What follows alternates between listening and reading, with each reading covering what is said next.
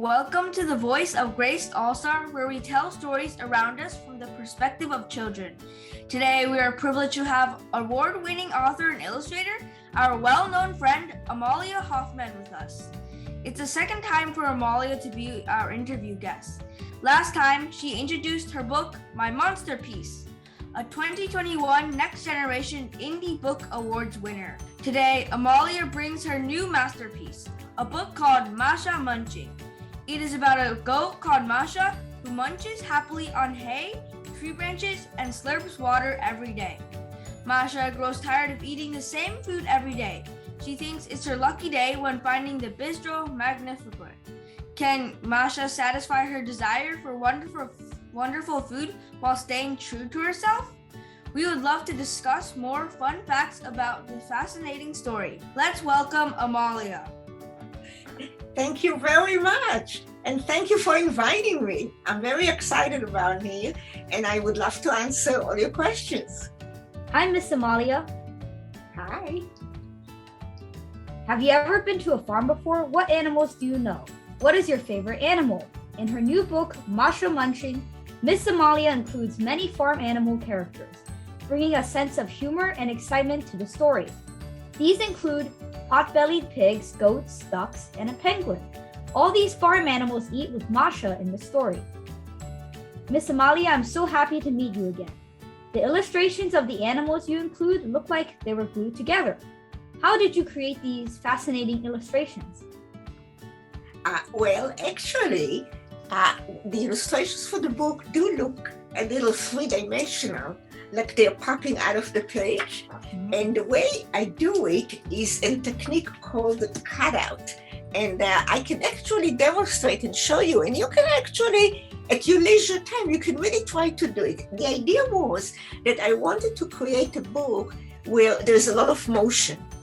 Mm-hmm. So, a book is flat, right? If you touch it, it's flat. But there is something called pop-up illustration, which is like, the pop-up book that they come out. But I didn't do that. I'll show you what I did. I'll take a page from the book and I'll show you how I created for the illustration by taking the originals and explaining to you a little bit how I did that. So here is a page from the book. I'm just showing one page. And you can see the penguin waiter is here, and here is Masha, and she's going, shoot. So if you look, you can see that the penguin has a beak, and I can change it. I'll show you how I did it. This is actually, I don't know if you can see, but this is actually the original of the book. That means that I make this by hand, and then this is getting photographed. So even though the book is flat, here is the penguin, and you can see I actually glue it on. You see, this is a separate piece. It's a separate piece. And I glue it on. I take something called putty that you can buy in any store. Let me show you. There's a little bit of putty, and I put it in the back of the penguin. You see here? Yes. So then I can go and I can just stick it on like this. You see that? Okay. Thank you very much, Miss Amalia. Thank you, Aaron. Hello, Miss Amalia. Hello. It's great to see you after you answered our questions about your 2021 creation called My Monsterpiece. So I have a question about your recent creation, Masha Munching. So before the interview, you mentioned that you had a rough draft last year, and then you started working on it and then published it this year. Right. So I was wondering about Masha's character design, and did you have the character design for Masha, was the current design for Masha a pink dress and a hat like the original design, or did you go through a lot of changes to get to Masha's current design? Yeah, well, that's an excellent question. Yeah, in the beginning, Masha wasn't wearing what she's wearing in the book now. in the whole story, she was wearing almost like overalls. If you look at the beginning of the story, because she was in a farm, right? So in the beginning of the story, she was wearing something like this, like overalls, right? But then when I started working on a story, and also over here, she's just doesn't like the food on the farm. And if you remember, in the beginning of the story, let me just get to the right page. Masha was on a farm and she wore, I thought, what would she wear on a farm? And she wore like overalls. She wore jeans overall, like this, with a polka dot shirt. You see that? So like if someone was taking care of like a barn, that's what they'd wear? Yeah. So I figured on a farm, she would wear this. But then I told the other people that work with me, like the art director and the editor, now she's going to a fancy restaurant. So I said she has to get the dress in something else. Now the dress that you see on her now was not the original dress. But then I looked and I said she has to wear something fancier. So if you look here are all her clothes. She's hanging them on a tree branch. But then she chooses the best dress. So at the end, I dressed her in an orange dress. You see here, and I gave her a bow. And I also designed a hat for her because I wanted her to wear a hat. And then I said, if she wants to be like a lady, she has to have a pocketbook. So I actually thought about it, how she's going to dress. So yes, the first thing I did is I drew her and I designed the outfit as if I was sewing. But of course I didn't sew because it was paper. So I designed the outfit and I came up with this dress. It's very fancy and there is a bow tie here and there's a scarf, all in individual pieces. And then I said, one day she comes back from the farm. At the end of this, she comes back from the restaurant and she goes back to the farm. Now, in the beginning, she was wearing the same dress for the rest of the story. But then I said, well, now she's back on the farm. She gotta take off her fancy dress and put on the overalls that she wore when she lived on the farm. So towards the end of the story, if you look at the very end, here is Masha coming back. And everybody is greeting her. And on the next page, when she's in a farm, she's wearing something more casual at the end of the story. She's wearing like jeans, and then she's opening her own restaurant. Now she opened her own restaurant. I dressed her a little bit like a waitress. If you see, she has a different hat on, and she also has a different dress and an apron. Because now she opened the restaurant. She can't wear what she wore on the farm, and she can't wear what she wore at the French restaurant. So she has 3 changes of outfits in the story. If you do something like that, it's also good because it makes it look like time has passed. Hello again, Miss Amalia. Back again to talk about another great book of yours. I really enjoyed the creative art style of how it was cut out and glued on, creating a sense of 3D-ness in the book. This heavily reminds me of what you did in My Monsterpiece, and it just makes it look like it was very fun to make. How did you do this? What type of paints? So my one question will be, was this art style adapted from My Monsterpiece or another book of yours? Or if it wasn't, was it another book by a different author? Actually, I am influenced by other illustrators, by other authors, and there are a couple of people that work in many cutout and collage technique, and I have been doing it for many years, for 30 years or more. So over the years, I developed different technique, and I'm always enjoying it.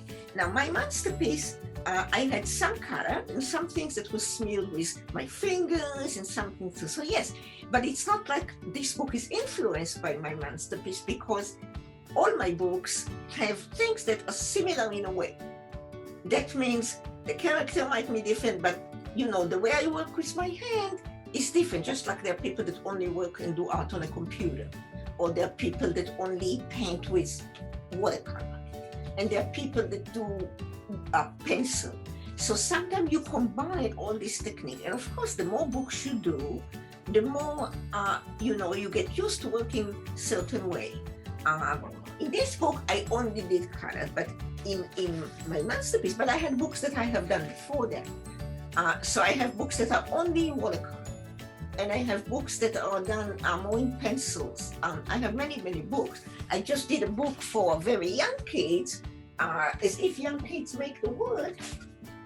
And in this book, I worked exclusively with finger paints, just like a kid, a very young kid, 2-year-old would work. So if you can look here, it's a completely different technique because every book deserves a certain technique that goes with the book. Let's say if I was writing a book about the sea, I might use watercolor. If I was writing about, so when I write a story, I already have an idea what I'm going to use to illustrate it. Will I use my fingers? Will I use my scissors? Will I use my pencils? And I make a decision about the style according to what the book is about. I have a book that takes place a long time ago, so it's very faded illustrations. They look a little bit like old photographs. And then I have a book that very colorful. So if I write a story about something that happened a long time ago, I might use a different style. And you can try it too, because you can say, you can do something with paper cut, but then you can say, okay, now I'm just going to take collage. I'm going to take magazines and cut up magazines and get different, textures from magazine and make a collage from that. That is when you take things and you glue them on. So every book is different. I have like a shelf of book behind me. Each book is a different technique because that's what they choose. It's all a matter of choice. And you can decide what you like. And sometimes the choice is just what you're the most comfortable with. Do you like a brush? Or do you like a pencil? Or do you like a magic marker? Or you like to cut with scissors? And sometimes you can combine all of them together. So each book is like a journey into something else that make you feel. Like sometimes if you look, like I had a book where I was doing something with seashells. Like you can take a book and you can just do a story of a seashell and actually paint seashells and make a story. And today we have camera. It's so easy to use the camera because everybody has a camera on a cell phone. So it makes it so that you can actually look and compare. Also, if you use simple computer technique, you can actually change. Like many times I work by hand, but after I finish, I put it on a computer. And then there is something called Photoshop, which means I can take what I made and I can change the color a little bit. Or I can paint one thing, another thing, and then make them closer, make them far away. So I look at it, and it takes time, and it's a decision I make according to what I think looks the best. So I can have a story where I try one thing, and I can work on it for a week, and then I say, no, it doesn't work. I need to do something else. And that's what I do. I do something else. So some of it is just experimenting. And the more you experiment, the more you sit with a piece of paper, the more you find out what paper can do. Paper can roll, you can take your finger and make it into a cylinder. You can make it wave, you can make it crunch. I have in the other book, in my masterpiece, I actually have an area where I use paper that's, remember the boys or the kid is not happy with their art. And what they do in one point in the story is they tear it. So I actually took some photographs of my art and then I crunched them with my finger so I get something that looks like this and tore it. I actually tore it by hand. And then I photographed it on a background because that was the decision for this page. But in this book, I have many different techniques. Like here, I painted on a shopping bag from the supermarket. I got a bag from the supermarket and I painted on it, you can see. And then this is done with crayons. So each page has a little bit of a different technique on this one. And you can it's just a matter of experimenting. I believe that kids are the best artists, and I believe that because adults, they already a little stiff because they had so much already. But kids are more creative because they learn new things very quickly. So, and you can also look, just go to the library and look at books with pictures. And those are not just for babies. And you can see and whatever intrigues you. So the more you go to the library, the more you look at books, the more ideas you'll have for your own stories or your own art. Yeah, I can tell that everything you put in the book was really creative. It really gives it atmosphere. Thank you. Thank you. So, hello, Miss Amalia. Hello. So, today I had a few questions on your new book, Masha Munching. I thought it was a very interesting book, but I think I was most interested on the way you did your art. Uh-huh. So, my question was, how did you make them seem like they were moving? Did you make like an entirely new scene for each page, or did you sort of move the characters around? That is a very good question, yes. Because there's so much cutting, if the goat is the same size in 2 illustrations, and I have something like a pocketbook, which is very hard to cut, I can take the same pocketbook from this page and put it on a different page. And that's exactly what I did. So instead of photographing everything together, I said, okay, let me photograph this. Now let me remove the pocketbook and I can put it on a different illustration where the goat is approximately the same size. The same thing with the penguin. Like I can take a penguin and then I can use the same beak or the same bow tie, because it's very hard to cut a bow tie, and put it on a different page. Yes. So if you look at the book, you can see that some of them are really the same thing. Like when I take an apron and the apron looks like this. If I have another penguin inside, I can dress in, I can take the apron from one penguin and put it on another penguin. That saves a lot of time. So here is the penguin and he has the same apron. I took the same apron. So sometimes I can do it and sometimes I can't, because it has to be right for the next illustration. So if you look here on the inside cover, that's the same pocketbook that I used in here. Right? Because those things are hard to cut, they take a long time. So yeah, I can do it. I can definitely many times take the same element and move it from page to page. I can do that. And sometimes I can even do it by using the computer and selecting something and then move it to something else like that and do what we call cut and paste. So I do that, yeah, if I can. But it doesn't always work. So sometimes I just cut the same thing over and over again. Okay, thank you. You're welcome. Hello, how are you doing? Okay. How are you? I'm fine. Anyways, my first question is I really like doing arts and crafts, and your illustrations were handmade, cutting and stuff. Uh-huh. So do you have any suggestions how to do better arts and crafts that you'll please share with us, please? Yeah, you can. What I would do if I was you is I would think of a character. It could be a human or an animal or anything you want, a robot. And first you do is just draw it. Just take a magic marker and draw it on a piece of paper. Then start thinking about cutting it. So it's collage. Collage is when you take different things and you glue them, but it's also called paper cut. Yeah. It's both. And just don't even think about it. Just take stuff and start making stuff, And before you know it, it will just come to your head. It really, I see you have some magic markers on your desk right now. Here. Yeah, so you can just use that. Okay. Whatever you have around the house. Okay. Yeah, that's what I do. Okay, thank you. You're welcome. And my next question is, how did you exactly come up with a goat for the main character and not like a sheep or anything? Well, that's because I love goats. I call it that. Okay. And also because the idea was that it's a character that eats and loves to eat. And goats are known for eating just about everything.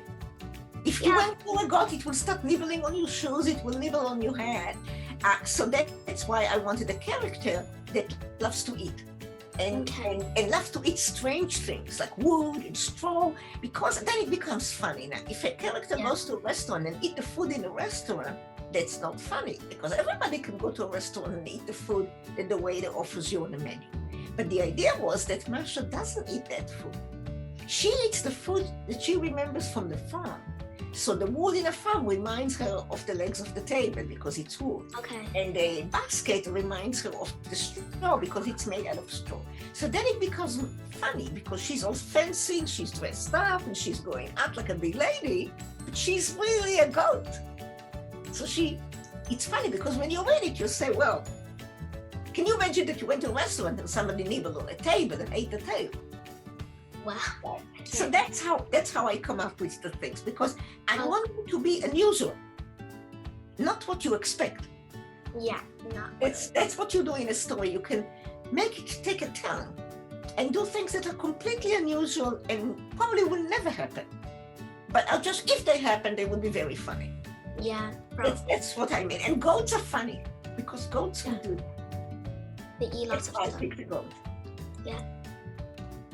And do you like to cook fancy meals for your pet if you have any pets? What's that? Do you like to cook? And do you like to cook for your pets if you have any pets? I don't have pets, but I do love to cook. Okay. And I actually love French food. French food, So okay. all the foods that I put the way is showing Masha is actually food that I love. And it's all French food. So if you go to a French restaurant, that's the food that you get. Okay. I never had a pet because I lived in an apartment on the 4th floor. Okay. And we were 3 kids and parents in that little apartment. There was no room for pets. Thank you for having me. No, thank you for answering asking very, very important questions.